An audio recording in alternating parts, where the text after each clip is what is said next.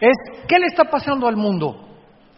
Bueno, siempre ha habido terremotos, siempre ha habido erupciones volcánicas, siempre ha habido fenómenos de la naturaleza de este tipo, pero nunca se habían conjugado tantos al mismo tiempo.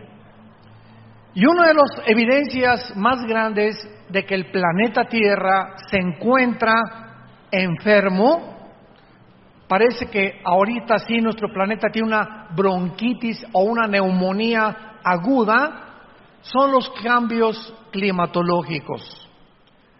Cuando ya la primavera no es primavera y en el invierno ya no es invierno, y cuando debe haber calor hay frío, y cuando debe haber frío debe haber calor, nos damos cuenta que los ciclos de la naturaleza nos indica que verdaderamente la ecología del planeta Tierra se encuentra en gravedad. Y la Biblia nos da respuestas muy claras. Es este libro que tengo en mis manos, el primer libro en haber sido impreso en la imprenta de Gutenberg, el primer libro que se tradujo en la historia a más idiomas y a más dialectos que cualquier otro volumen de literatura en las millones de bibliotecas que están alrededor del mundo. El libro que contiene los registros más antiguos de genética, de química, de física, de antropología, de paleontología, de arqueología y de la disciplina académica que tú me quieras mencionar.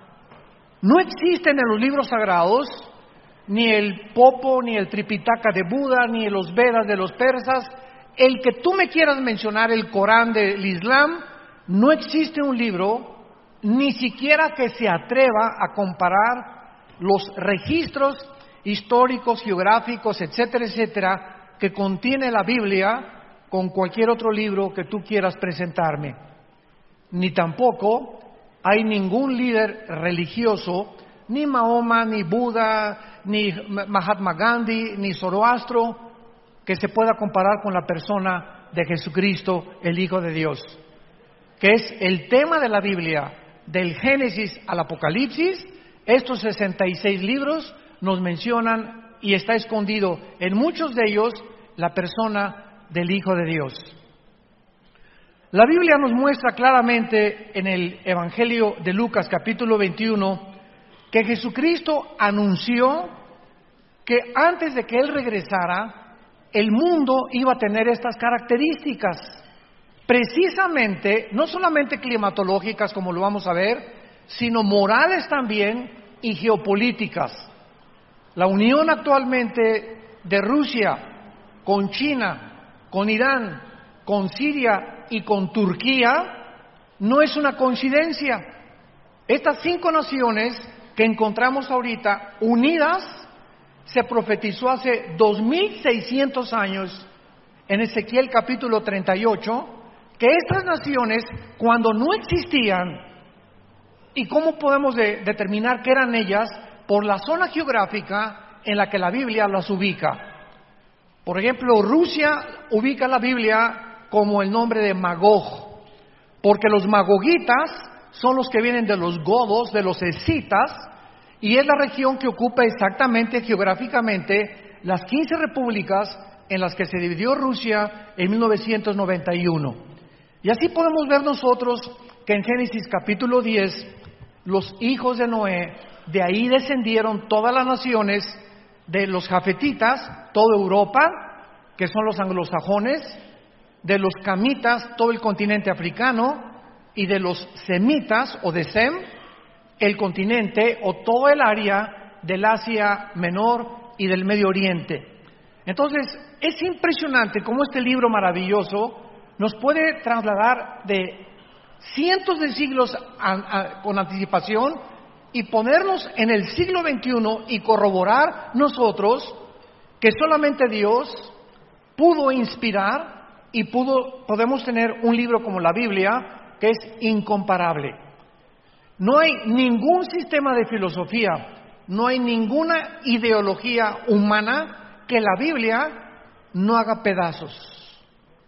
Destruye cualquier sistema de pensamiento que el ser humano ha desarrollado a través de los siglos. Y así podemos nosotros darnos cuenta claramente de que nos encontramos con la verdad. La Biblia es el único libro también que describe verdades absolutas, porque todas las demás filosofías e ideologías que tú puedas leer son verdades relativas, inclusive de la misma ciencia.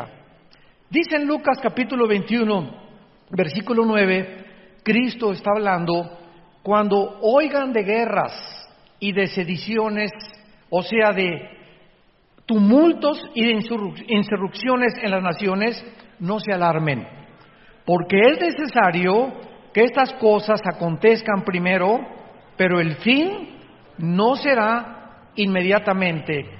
Entonces les dijo: se levantará nación contra nación y reino contra reino. Y esto, damas y caballeros, no se cumplió hasta el siglo XX. Siempre ha habido guerras, desde Caín mató a Abel, pero no fue hasta el siglo XX, 1914, cuando en la Primera Guerra Mundial se unieron naciones contra naciones. Y en 1939 se inicia la Segunda Guerra Mundial, involucrando a la mayor parte de las naciones en el mundo. Así que nos damos cuenta que el siglo XX fue el inicio de la tribulación, no de las 70 semanas de Daniel, sino el principio de los dolores del ser humano, con las dos primeras guerras mundiales. Después de la Segunda Guerra Mundial hubo más de 273 revoluciones y golpes de Estado. Y ahorita nos encontramos en el siglo XXI, que somos la primera generación de la historia con el suficiente poder nuclear para destruirnos en un minuto. Ya tenemos la amenaza en Corea del Norte, tenemos la amenaza armas nucleares en la India, tenemos la amenaza de Rusia tratando de ocupar el Medio Oriente, el movimiento de la primavera árabe que se levantó hace como 8 o 10 años en el Medio Oriente con ISIS para controlar con el Islam todo el Medio Oriente. Estados Unidos ahorita está en tensión ya con la Guerra Fría con Rusia, y estamos en un punto ahorita tan difícil donde creemos, ¿verdad?, la mayor parte de los que estudiamos las profecías bíblicas, que tal vez Venezuela se encuentre en medio del conflicto. Ahorita sabemos nosotros que se juntaron Europa, la Unión Europea, con Estados Unidos para apoyar a otro presidente en Venezuela contra otro dictador. Pero ¿qué es lo que impide ahorita que se acabe esa dictadura y que entre un nuevo gobierno? Una invasión armada militar. Y para que esto suceda, se enfrentarían dos potencias, Rusia y Estados Unidos. Y si esto se lleva a cabo en los próximos días o semanas, nos enfrentamos a una guerra nuclear de proporciones mundiales, donde de acuerdo al cuarto sello del Apocalipsis, moriría casi una cuarta parte de la humanidad. Por eso no se ha hecho nada, y por eso hay una tensión simplemente, ¿verdad?, en la que la única forma en la que se pueda liberar esta nación es a través de una intervención militar. No se ha llevado a cabo por las consecuencias tan terribles en las que se hundiría el mundo antes de que Cristo regrese. Esto es solamente un ejemplo de lo que Jesús dijo: oirán de rumores de guerras. Y es lo que estamos oyendo, los tambores de guerra se oyen en el mundo entero. Muy bien, el libro de Isaías capítulo 24 nos describe hace, apúntenlo, 2700 años. Este libro fue escrito hace 2700 años por el profeta Isaías. Y este libro se encuentra y se descubrió en 1948 en los rollos de Qumran, en el Mar Muerto. Y si tú vas a Jerusalén, ahí en el Museo del Holocausto se encuentran los originales, los papiros escritos en arameo y en el hebreo del libro de Isaías, tal como lo tenemos en la Biblia.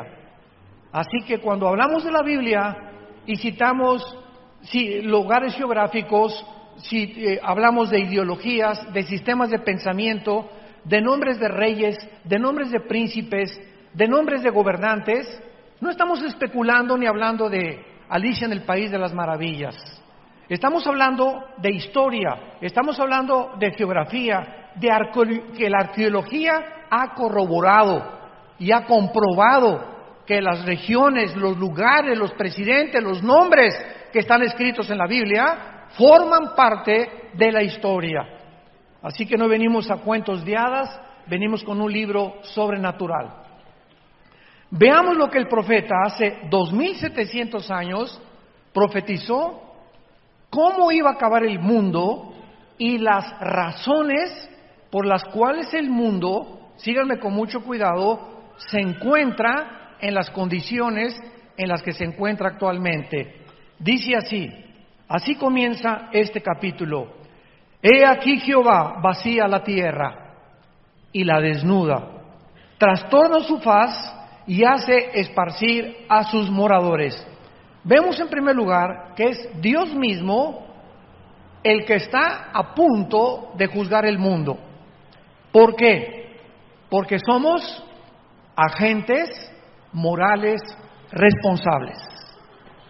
Damas y caballeros, nosotros no venimos del chango, ni de tu tía la chita. No venimos ni somos el resultado de un proceso evolucionario fortuito o accidental. Cuando en 1954 los doctores Watson y el doctor Crick les dan el premio Nobel de Medicina por descubrir el ADN, el ácido desoxirribonucleico, que es el que está impreso en cada una de las billones de células que el cuerpo humano tiene, el 63% de los científicos ateos dejaron el ateísmo, simplemente porque la genética nos demuestra y nos comprueba que es imposible que una especie tenga una mutación hacia otra especie. O sea, un perro jamás será un gato, un hipopótamo, un dinosaurio, un camello jamás será un león, un caballo jamás será del ganado vacuno o equino o un caballo por la genética del ADN. Entonces, biológicamente se demuestra, ¿verdad?, las mentiras que se creyeron durante casi un siglo y que se siguen enseñando en las universidades, que venimos de chita. Pregúntale a tu maestro a quién se parece su abuelita. La mía era muy bonita. No era oaxaqueña, pero era también bonita, ¿verdad? Entonces, es increíble que el ser humano haya creído tantas mentiras para que podamos nosotros concluir de una forma irracional, porque la segunda ley de la termodinámica también contradice la evolución y contradice que el universo haya sido hecho de repente como un accidente y que el universo era eterno, cosa que también ya completamente descartaron los libros de la astronomía. Entonces, la Biblia dice que tú y yo somos agentes morales, no somos animales. No venimos de los animales, somos hechos a la imagen y semejanza de Dios. Y como tales, tú y yo somos responsables de cada acción que hayamos cometido. Y el mensaje glorioso de la Biblia es que como somos todos pecadores y no hay nadie que haya guardado los 10 mandamientos, nadie más que Jesucristo, el mensaje de la Biblia es que un hombre hace 2000 años paga por nuestros pecados, que es Dios mismo hecho en la carne, para decirnos que nuestro pasado puede ser borrado si creemos en el sacrificio que Él hizo en la cruz del Calvario. ¿Qué mensaje tan glorioso necesitamos los que estábamos lastimados de nuestra conciencia del pasado? Yo fui un muchacho comunista, abracé el comunismo a los 16 años de edad, me volví un rebelde contra la autoridad de mis padres, la autoridad del gobierno, nos persiguieron, etcétera, etcétera. me puse a estudiar la dialéctica materialista, a Hegel, a Marx, etcétera, etcétera, porque creía que estas ideologías gubernamentales o filosofías era la solución para la repartición de la riqueza, para acabar con las injusticias, y no hay ningún sistema, damas y caballeros, humano que acabe con la pobreza y que acabe con la prostitución, que acabe con los problemas inmorales. Simplemente vivimos en un mundo en descomposición. Y el mensaje es: vengan a la cruz aquellos que quieran ser salvados, porque el barco se está hundiendo. Muy bien, en el libro de los Hechos, capítulo 17, los apóstoles, cuando comenzaron a predicar la resurrección de Cristo, este fue el mensaje de los apóstoles en el primer siglo de la era cristiana. Dice el versículo 30, Dios, habiendo pasado por alto los tiempos de esta ignorancia, ahora manda a todos los hombres en todo lugar que se arrepientan. En esta mañana, Dios no te está sugiriendo, Dios te está ordenando que dejes el camino que tú llevas en esta mañana. O por lo menos muchos han entrado por esa puerta y se encontraban en un camino equivocado. Y Dios te ha traído a esta conferencia para que reflexiones y sepas que tú no puedes seguir en el adulterio. Tú no puedes seguir fornicando con tu novia y con tu novio. Tú no puedes seguir transando y defraudando a la gente. Tú no puedes seguir en un camino donde tarde o temprano las consecuencias las vas a recoger. Y la mayor parte de las veces son consecuencias muy, muy amargas, desilusionantes, que pueden transformar tu identidad, tu familia y tu mismo trabajo. Dios manda ahora a que el ser humano se arrepienta de sus pecados. El arrepentimiento es ir caminando por un lado y el arrepentimiento es darte la vuelta en 180 grados y caminar en dirección contraria. Y nadie lo puede hacer si no tiene a Jesucristo en su corazón.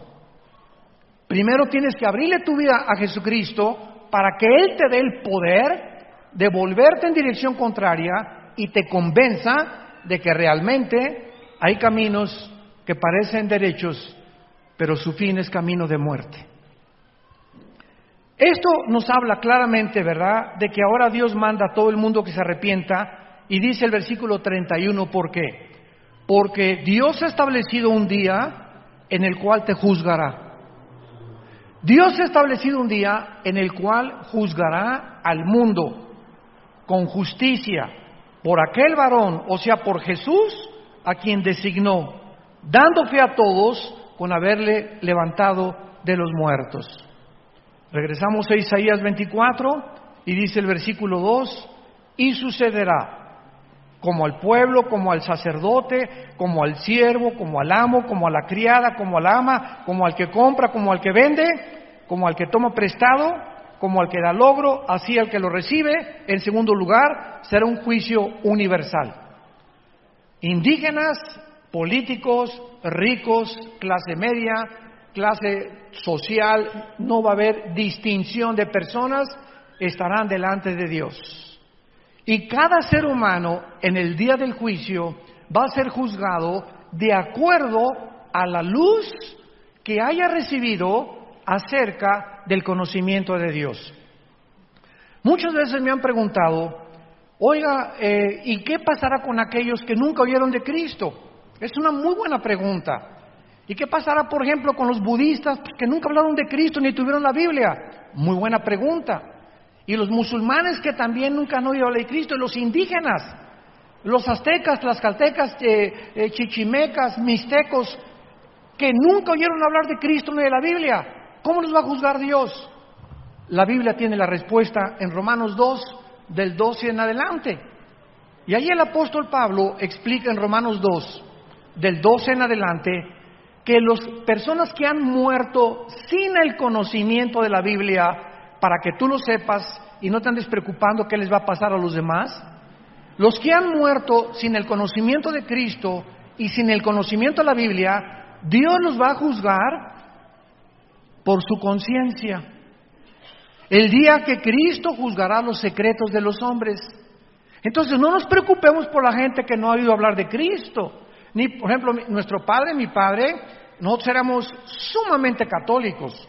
Yo quería a los 12 años ser cura y estuve en el seminario salesiano durante casi un año y haciendo el noviciado aprendí un poco de latín. Era a monaguillo y yo quería abrazar el sacerdocio, era muy místico de niño, etcétera, etcétera. Y cuando nos dijo un arzobispo que teníamos que hacer el voto del celibato sacerdotal, le pregunté, perdón, excuse me, ¿qué es eso? Y me dice, a esa edad que yo tenía 13 años, es que ustedes tienen que hacer un voto que no se pueden casar jamás. Y recuerdo que esa misma tarde, estábamos en Acapulco en el seminario, ahí en la colonia Costa Azul, pasó una güerita en una bicicleta, muy parecida a mi amor.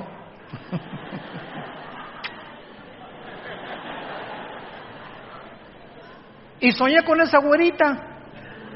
Y al otro día le hablé a mi papá, a las 7:30 de la mañana, le dije, papá, yo no puedo seguir aquí. ¿Por qué, mijito? Le dije, porque me gustan las mujeres. Y mi papá estaba feliz, él no quería que yo abrazara esto, aunque era muy católico, pero él no quería, ¿verdad? Pues, sabía muy bien, no me quería decir la verdad, me recogió a las 8:15 de la mañana y me decepcioné muchísimo de la religión y por eso me hice ateo. Porque me di cuenta que eran puras mentiras, eran puras tonterías, etcétera, etcétera, y me fui al otro extremo en contra de la religión. Y cuando mi hermano a los 26 años de edad, después de padecer todo lo que padecí por mis ideas comunistas, viene y me dice, te vengo a ofrecer a un hombre que no es una religión, que se llama Jesús, y que no es católico, ni protestante, ni mormón, ni ninguna religión, Él es el Hijo de Dios. No te vengo a presentar una religión, sino a Jesucristo. Comencé a leer el Evangelio de Juan, y cuando llegué a Juan 14, versículo 6, cuando Jesús dijo, yo soy el camino, la verdad y la vida, no dormí en toda esa noche, porque me acordé de Buda. Antes de morir, Buda dijo, busquen la verdad. Nunca dijo que era la verdad. Mahatma Gandhi, un hombre que a través del pacifismo evitó que los ingleses conquistaran la India. Y Zoroastro, y así me fui con todos los líderes. El Che Guevara, tenía una foto del Che Guevara así grandísima en mi cuarto, ¿verdad?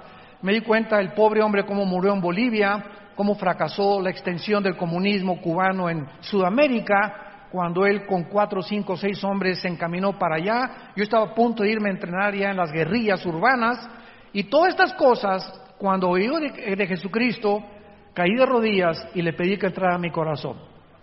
Me encontraba en un estado de existencialismo impresionante, y me di cuenta, ¿verdad?, que yo no podía luchar contra Dios, que si yo amaba la verdad y me quería apasionar por algo, sería con Jesús. Y le prometí a Dios que yo quería ser un apasionado de la verdad, levantar este libro y dedicar mi vida, la corta vida que Dios nos ha dado, a decirle al mundo, Jesús vive, arrepiéntete de tus pecados.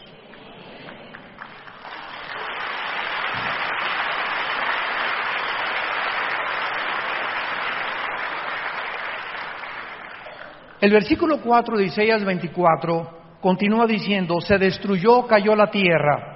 Recuerden, esto fue escrito hace 2700 años.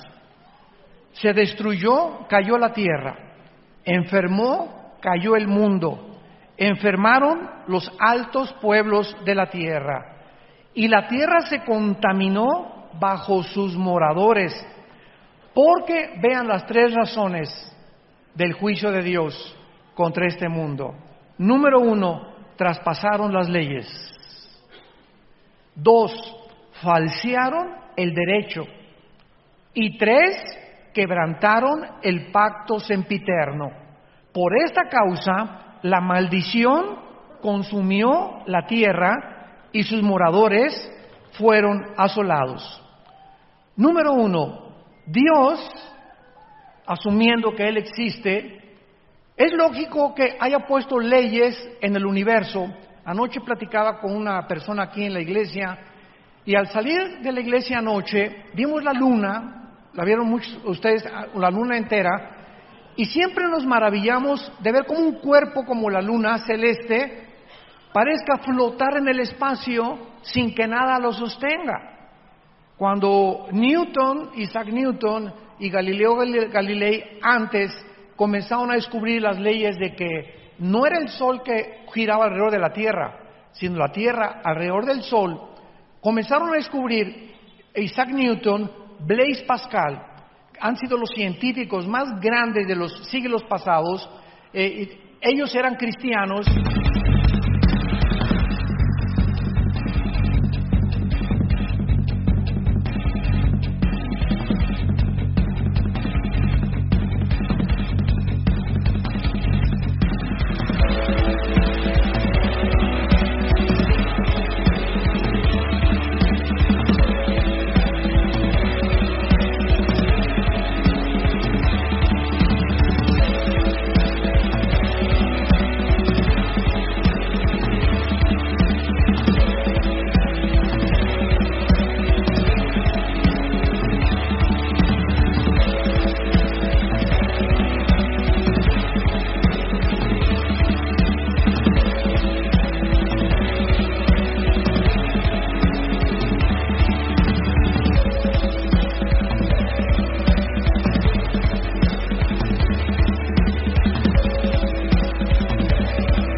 Comenzaron a descubrir que el universo que nos rodea es un universo afinado.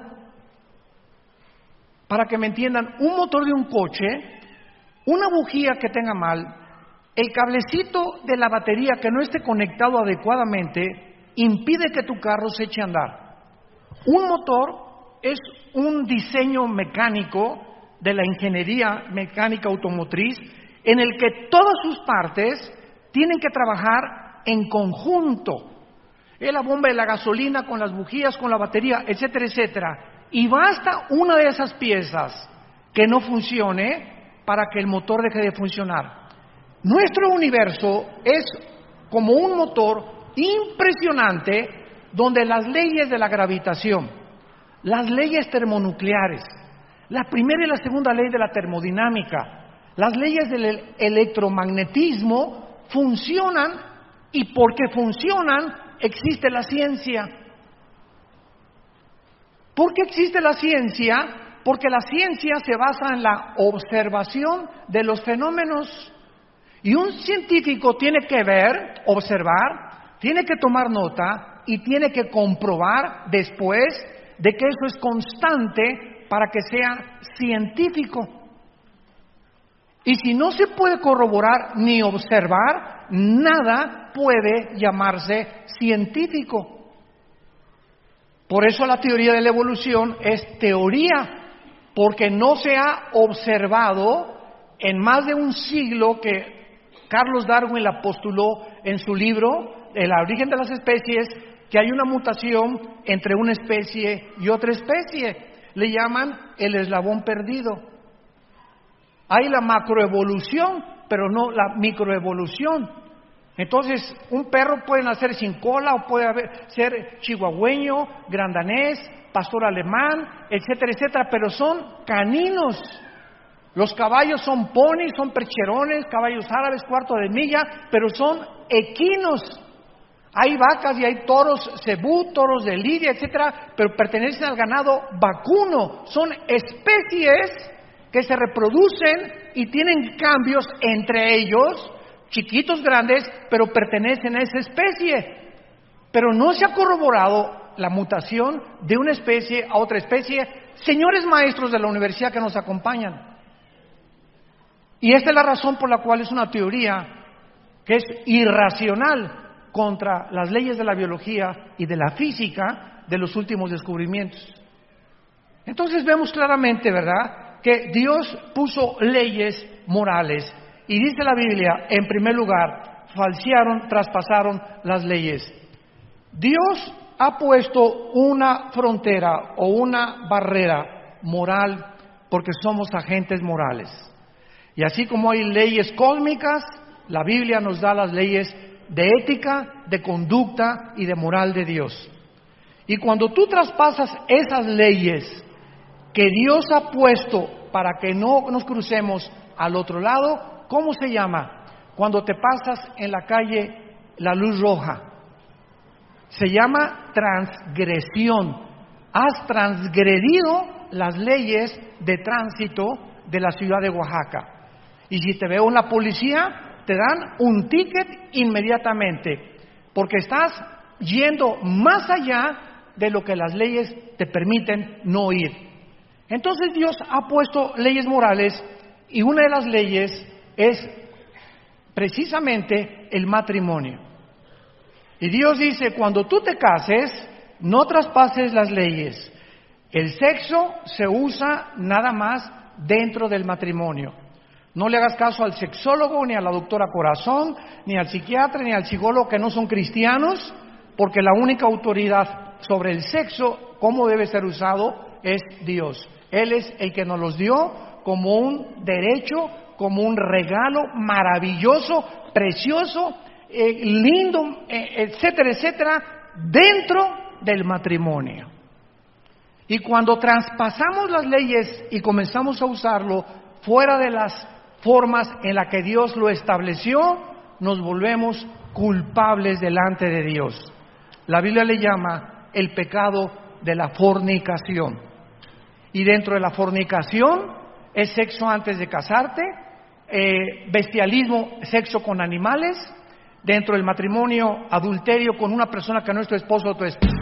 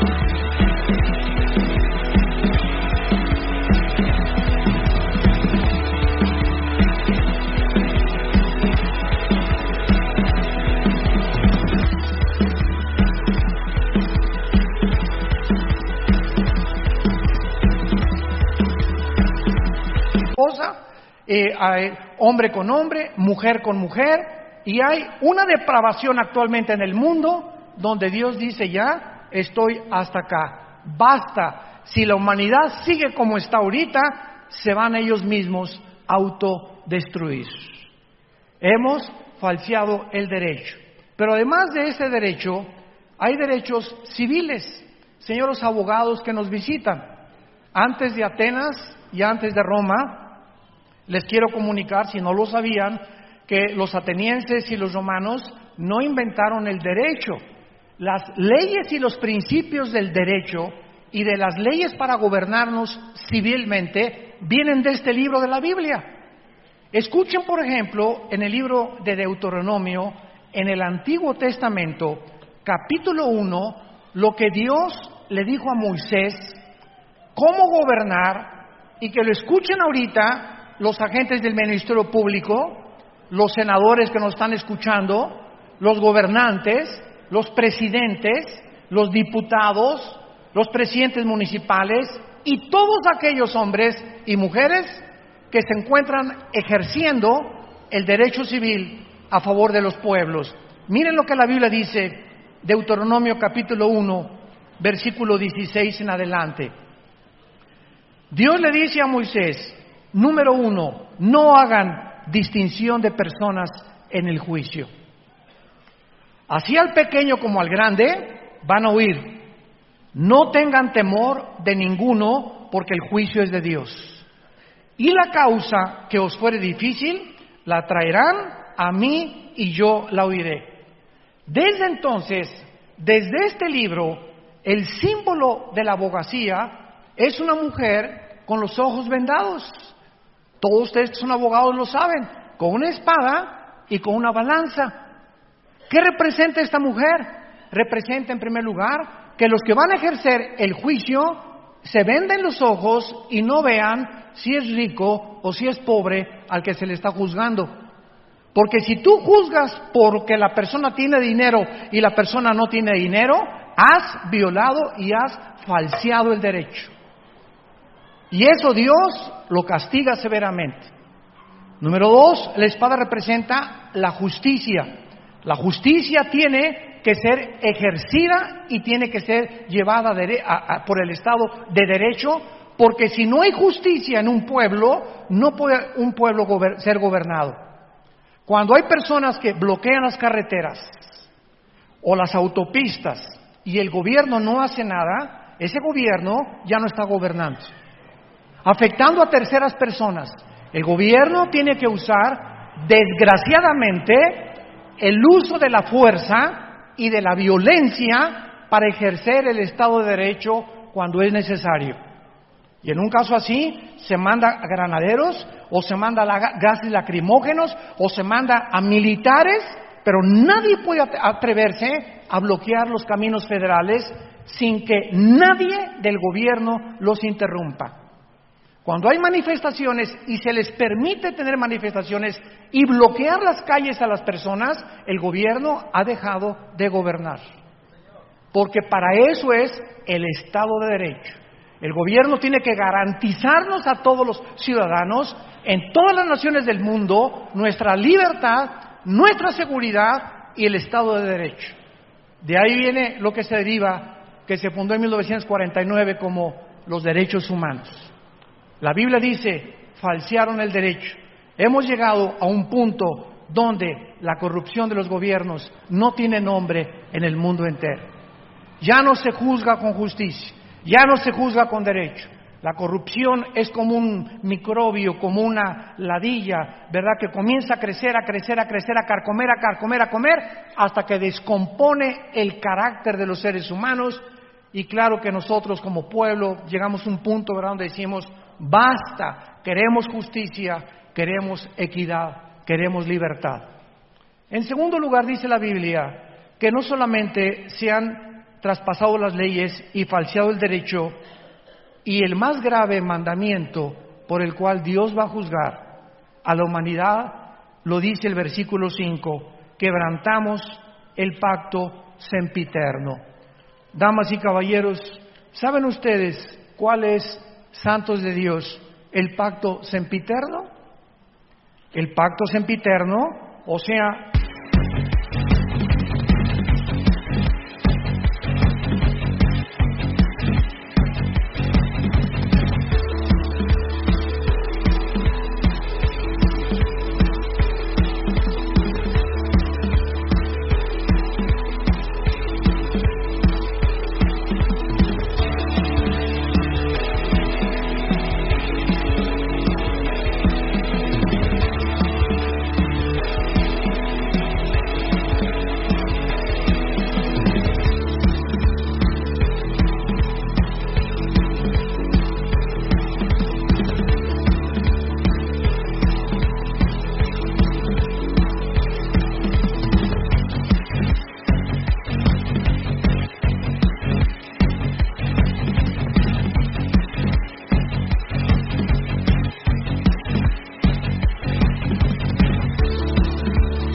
que es eterno y que es inviolable, es el matrimonio. El matrimonio es la institución más santa, más sagrada, la más grande que Dios ha establecido antes de los gobiernos civiles, de los estados, de los patriarcas, de las escuelas, antes que cualquier cosa en la creación humana. Dios estableció el matrimonio como el fundamento de las sociedades. Y cuando los matrimonios que forman las familias, porque un matrimonio es entre un hombre y entre una mujer, varón y hembra, y genéticamente la mujer tiene los cromosomas XX y el hombre tiene, nosotros, XY. Tú eres varón y yo soy varón porque cuando mi padre y mi madre tuvieron relaciones, el cromosoma Y de mi papá fertilizó el óvulo de mi mamá y nacimos macho camacho.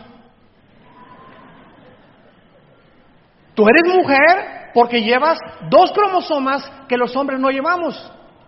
Vean el libro de Malaquías, capítulo 2. Es el último libro de la Biblia para que no se vayan a Apocalipsis. Dice Malaquías capítulo 2, versículo 13 en adelante. ¿Por qué es tan grave violar? ¿Por qué es tan grave? Más que cualquier otro pecado, el pacto del matrimonio. Veamos por qué. Le dice Dios a los líderes de Israel: esta vez harán cubrir el altar de lágrimas, de llanto y de clamor. No miraré más a la ofrenda para aceptarla con gusto de vuestra mano. Y me dirán por qué. Noten ustedes, antes de continuar, que los líderes de Israel habían llegado a una insensibilidad en la que ya no estaban conscientes que lo que estaban haciendo era mal. Y cuando una persona a lo bueno le llama malo y a lo malo le llama bueno, en Romanos capítulo 1 el apóstol Pablo le llama que han quebrantado completamente el derecho y se les llama mente reprobada. Dios los entrega a una mente reprobada. Si una persona insiste en ser algo que no es, Dios te deja. Pues yo quiero nada más hacerme rico.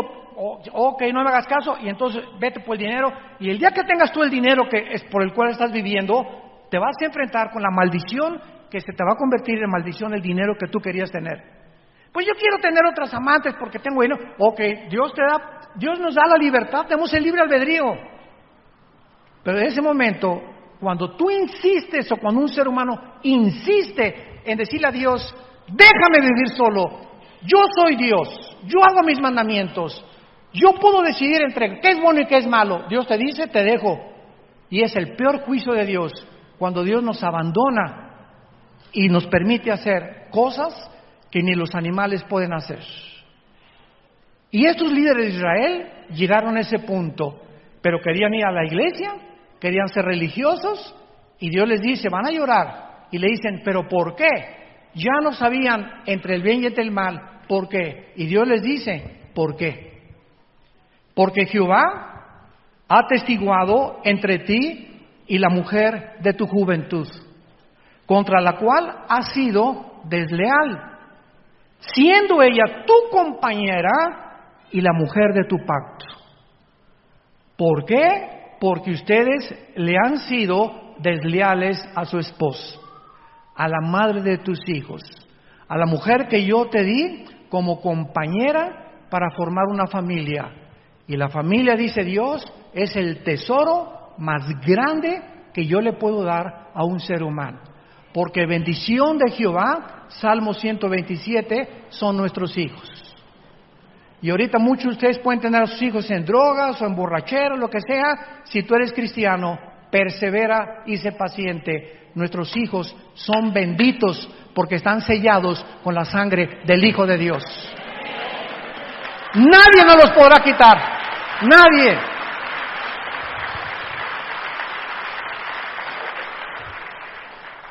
Esto me impresionó tanto hace algunos años que me puse a investigar la etimología o el significado.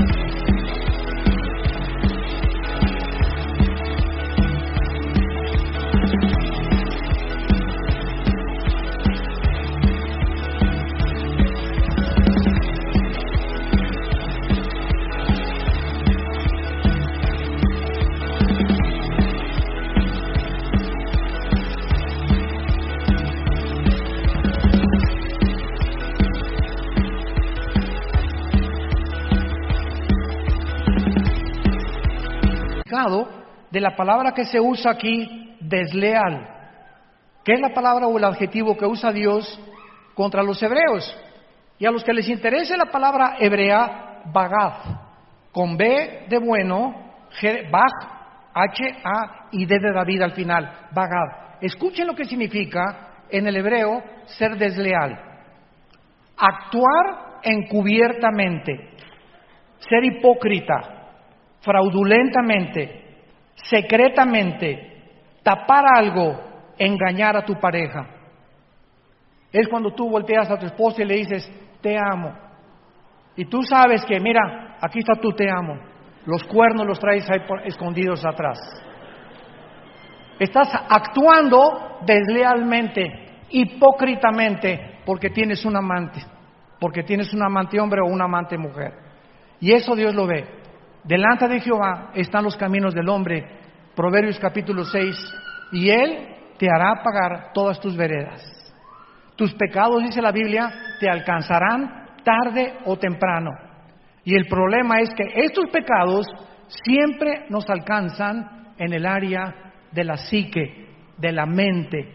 El pecado distorsiona la visión de Dios, el pecado bloquea al Espíritu Santo, el pecado nos impide, nos perdemos la brújula, perdemos el rumbo, hasta que llegamos al punto que creemos que estamos bien.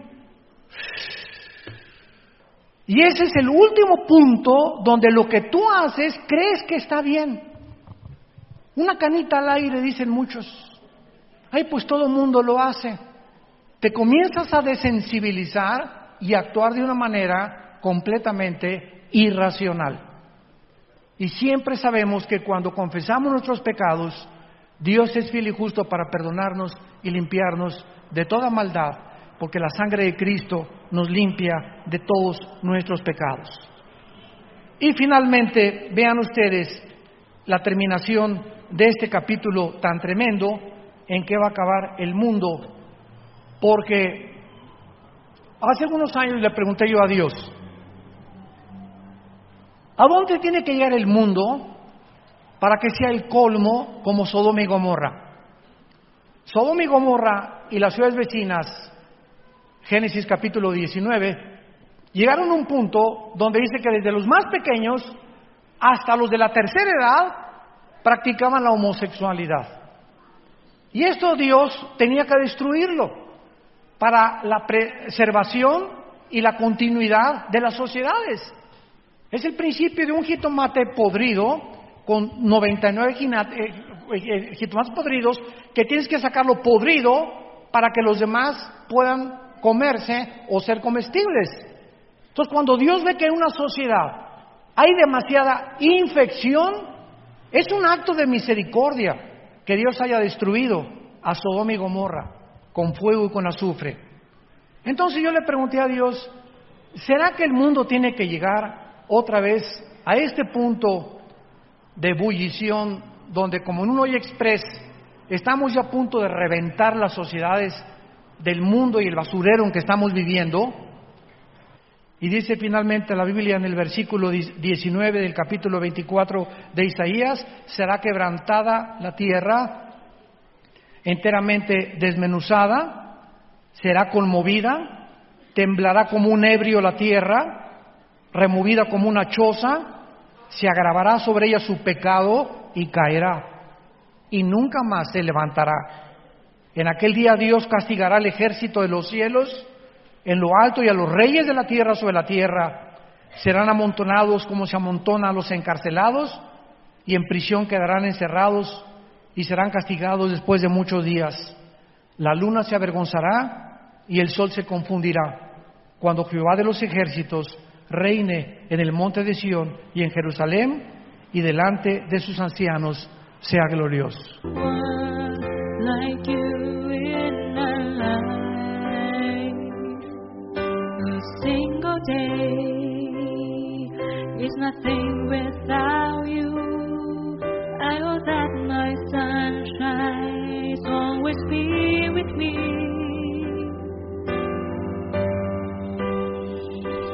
You complete me and my being. Your smile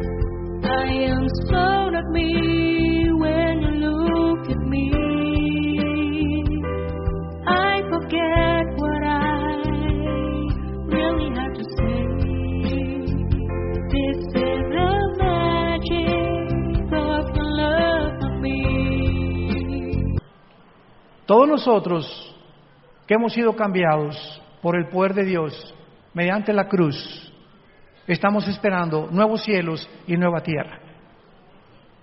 Todo esto va a desaparecer. Ahora que cayó la famosa catedral de Notre Dame en París, impresionante que en 3 días se juntaron más de 17 millones de euros. Y con los niños pobres, en más de 10 años, no se ha juntado ni un solo millón. Por una mugrosa catedral. Porque es lo que es eso, la cultura, el arte, lo que tú quieras y mandes, pero es cemento y estatuas, y sí tienen un valor cultural, claro, y el arte es maravilloso, pero es increíble que el ser humano le ponga más énfasis a las cosas del arte que a nosotros mismos. Eso es lo que trato de decirles, a qué grado hemos llegado de desensibilización. En 2 días, 17 millones de dólares para levantar esta catedral, que cuando venga el Señor se va a acabar todos los edificios y todas las estatuas y todas las construcciones que nosotros hemos hecho. Y dice la Biblia que en aquel momento podremos saber que nuestra fe no fue en vano. Gracias le damos a Dios porque por medio de la resurrección de Cristo nos hizo renacer para una esperanza viva. Y en esta esperanza permanece tú hasta el final. Dios recompensa cuando perseveramos hasta el final, seamos fieles hasta la muerte. ¿Cuántos de ustedes en esta mañana quisieran entregarle su vida al Hijo de Dios? Inclinemos nuestra cabeza por unos momentos y ahí desde tu lugar, Dios te ha hablado a través de la Biblia. Dios te ama, porque de tal manera te ama Dios, que la única manera y la más dramática manera en que nos demostró su amor es muriendo en nuestro lugar, pagando el santo por los injustos, el inocente por los culpables. Esto se llama en la Biblia gracia, algo inmerecido, algo que es indigno de nosotros y que nadie podía ganarse, ni por buenas obras, ni por sacrificios. Es el mensaje glorioso de la cruz. ¿Qué nos pide Dios? Arrepentirnos de nuestros pecados. Que en este momento que escuchas este mensaje reconozcas que estás mal, que estás enfermo, enferma, moral y espiritualmente, y que no puedes seguir más en este camino. Y que Él está dispuesto en este momento a entrar en tu vida, llenar tu corazón con el Espíritu Santo y darte el poder que nos ha dado a millones de personas en el mundo para que la corta vida que tenemos la dediquemos a Él, vivamos para Él y podamos hacer su voluntad. Lo único que tienes que decirle es estas palabras: Señor mío y Dios mío, te pido perdón por mi vida. He pecado contra ti. Creo que en esa cruz tu Hijo pagó con su sangre algo que yo nunca hubiera podido pagar, jamás, ni con ninguna religión, ni con buenas obras, ni con sacrificios.